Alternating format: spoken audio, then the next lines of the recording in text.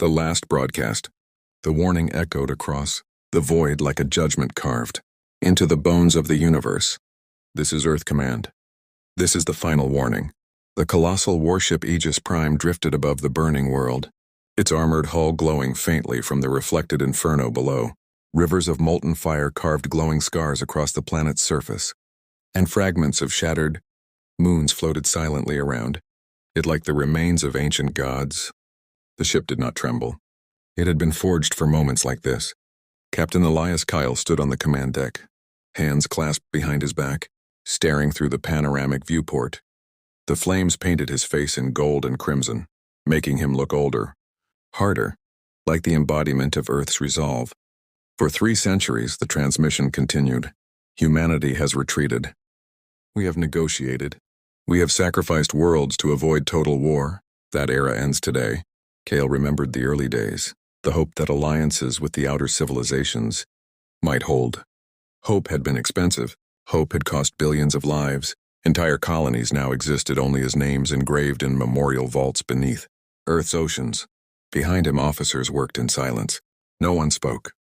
They all knew this message was not meant to persuade, it was meant to be remembered. The enemy fleet hovered at the edge of the exclusion zone, dark silhouettes against the blazing starfield, massive, ancient, confident. They had crossed the final boundary deliberately, dismissing Earth's laws as empty threats. They believed humanity still feared extinction more than humiliation. They were wrong. Kale activated the final authorization key, a device older than the ship itself. Its surface bore the seals of every surviving nation of Earth, united at last not by ideals but by necessity. This system, the broadcast declared, is now under absolute human protection.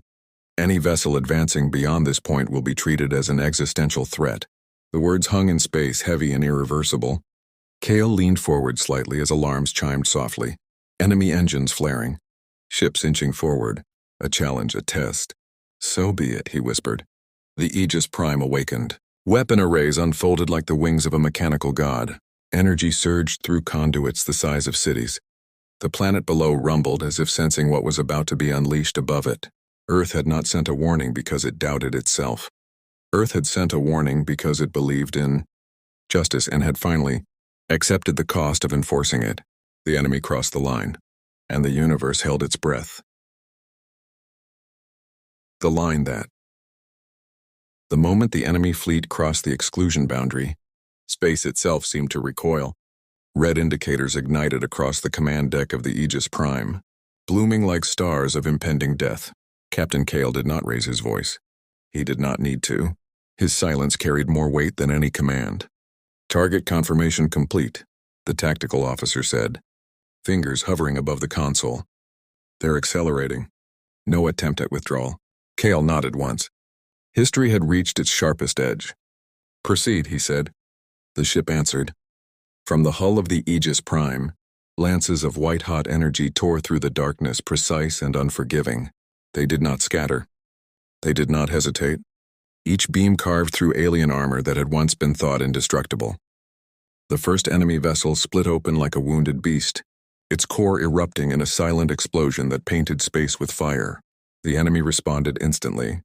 Plasma storms roared toward the human flagship, waves of distortion and searing light. The shields of the Aegis Prime flared, absorbing the impact, bending reality itself to survive the assault. The deck shuddered, not in fear but in defiance. Minimal damage, engineering reported. Shields holding at 92%. Kale allowed himself a single breath. For centuries, humanity had been underestimated, too divided, too compassionate, too fragile. The enemy had studied Earth's past but failed to understand its evolution. Earth did not need dominance. Earth needed certainty, certainty that this would never happen again. The battlefield expanded as more human vessels emerged from hyperspace, their arrival synchronized to the microsecond. Dozens became hundreds, a fleet not built for conquest but for finality. The enemy formations faltered, their once perfect geometry dissolving into chaos. Still, they pressed forward. They're committing everything, an officer said quietly. This is not a probe. It's annihilation. Kale's gaze hardened. Then we answer in kind. He authorized phase black. Deep within the Aegis Prime, ancient weapons came online. Devices banned by every treaty humanity had ever signed. sealed away until survival outweighed morality. Space bent, folded, screamed. Entire sectors of the battlefield collapsed into burning voids where enemy ships vanished without debris or echo. The exclusion line was no longer an abstract boundary. It burned. Alien vessels attempted retreat, but it was too late. The message had already been written in fire and gravity.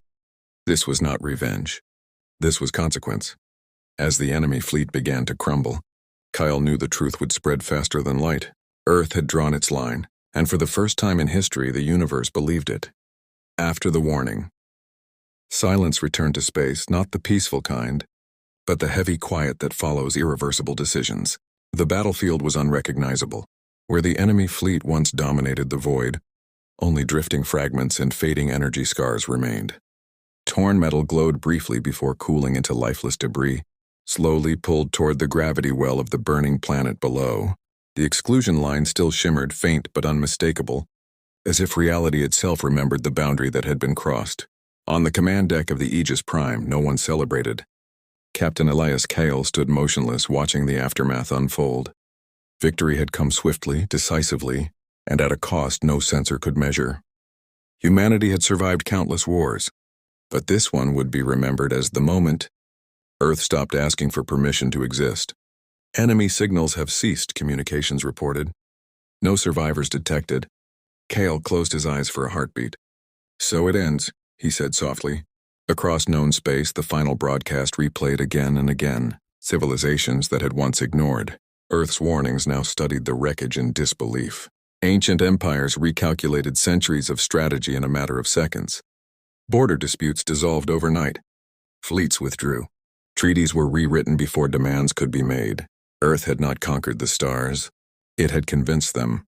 In orbit, the human fleet maintained its formation, weapons powered down but ready. This was not an occupation. It was a statement of permanence. Humanity would defend its future, with the same ferocity it once used to protect its homeworld oceans and skies. Kale turned from the viewport and addressed his crew. Today will define us, he said. Some will call this massacre. Others will call it justice. History will decide. But understand this, we did not fire first. We fired last. The crew stood straighter. They had grown up hearing stories of lost colonies, broken treaties, and unanswered pleas. Now, for the first time, they were part of a story that ended differently.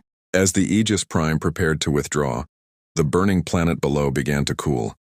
Lava rivers dimmed, the surface settling into cracked obsidian.